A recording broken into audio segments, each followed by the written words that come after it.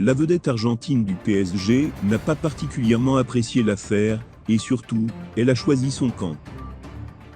Elle ne peut être qu'évolutive, parce que ça dépend de qui se trouve sur le terrain. Dans ce match contre Montpellier, il y avait un ordre bien précis, tireur numéro 1 Kylian, et numéro 2 Neymar.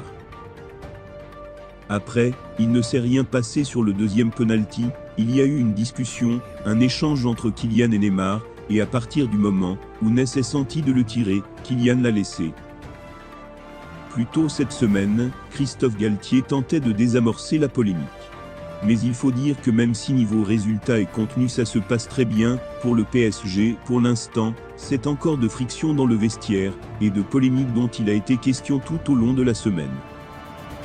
Le penaltygate et les fameux leaks de Neymar critiquant Mbappé ont ainsi occupé l'actualité parisienne, faisant les unes en France, mais aussi à l'étranger, au Brésil et en Espagne notamment.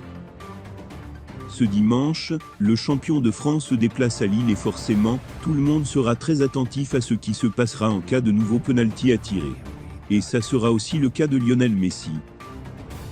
Comme l'indique l'équipe dans son édition du jour, cette affaire n'est pas du goût de l'Argentin. Clairement pas. Il l'a manifesté par son body language pendant la rencontre notamment. Surtout, le journal indique que s'il y avait besoin de choisir un camp dans cette histoire, l'ancien du Barça se rangerait clairement du côté de son ami Neymar. Les deux hommes avaient d'ailleurs passé la soirée d'après-match ensemble, avec Marquinhos, Pardes et leurs compagnes. Autant dire que, comme la plupart des fans de foot, la Pulga surveillera de très près les agissements de ses coéquipiers ce soir.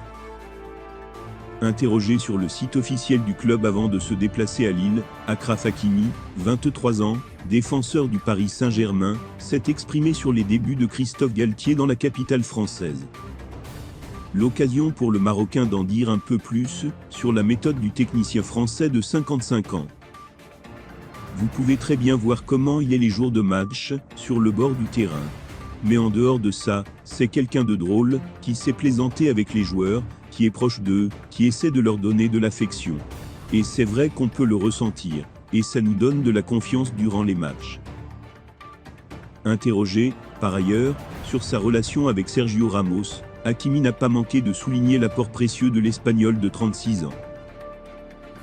C'est vrai qu'on se comprend, et que ça se reflète aussi en dehors du terrain.